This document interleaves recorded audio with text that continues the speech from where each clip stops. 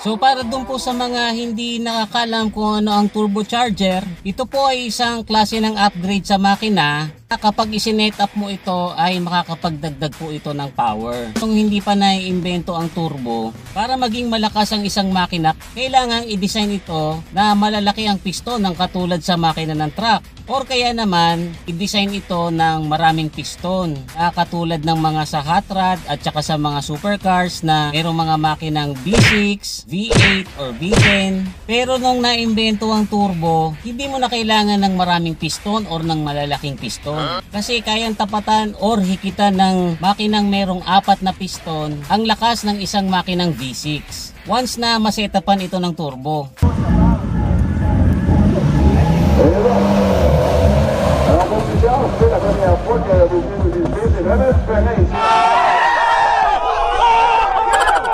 Ang isa pang advantage ng isang ordinaryong makina na nakaturbo ay mas mura itong i-manufacture kaysa sa V6. Tapos mas matipid pa to sa gas. Kaya hindi nakakapagtaka na nagiging popular ngayon ang turbo. At maraming sasakyan ngayon na pag binili mo ng brand new, meron na siya kagad nakasetup na turbo. Tulad ng sa Starex, sa Innova, sa Honda Civic na Type R, at marami pang iba.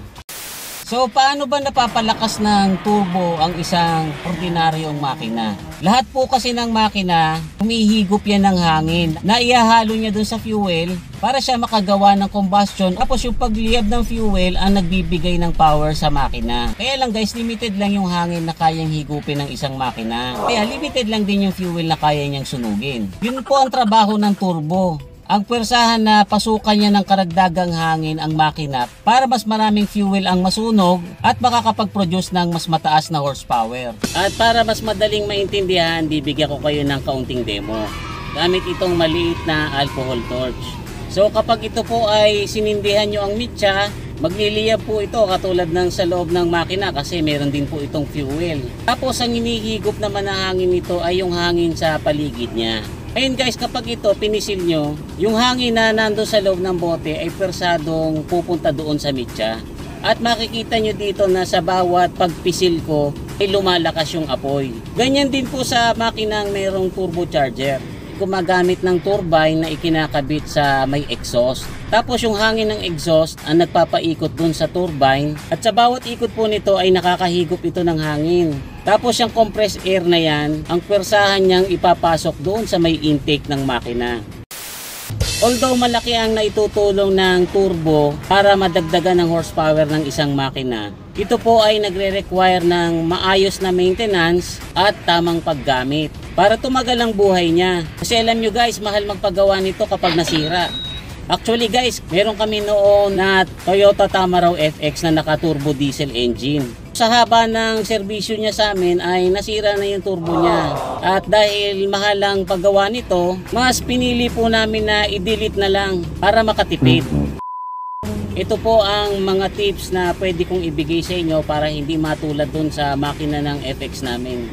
Ang number 1 po ay pag bagong start ang makina nyo, huwag nyong ire-revolusyon ng malakas agad.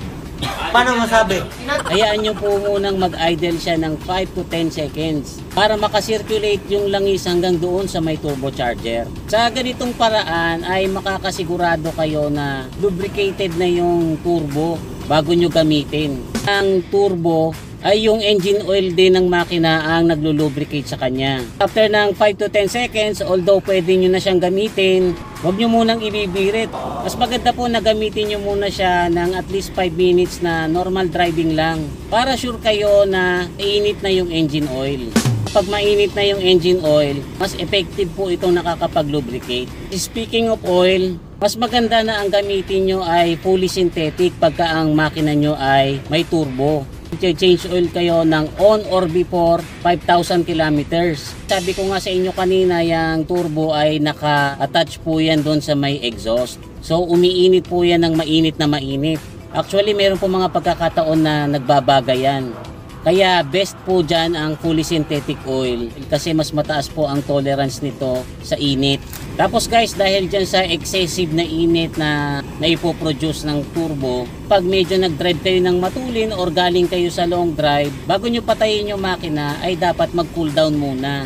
Ginagawa po yung pag-cool down para yung oil na nandoon sa may turbocharger ay hindi kaagad titigil sa pag-circulate. Para yung naipon na init ng turbocharger ay medyo bumaba muna yung temperature. Kapag pinatay nyo yan na mainit pa yung turbocharger, pwede po yan pagsimulan ng sira.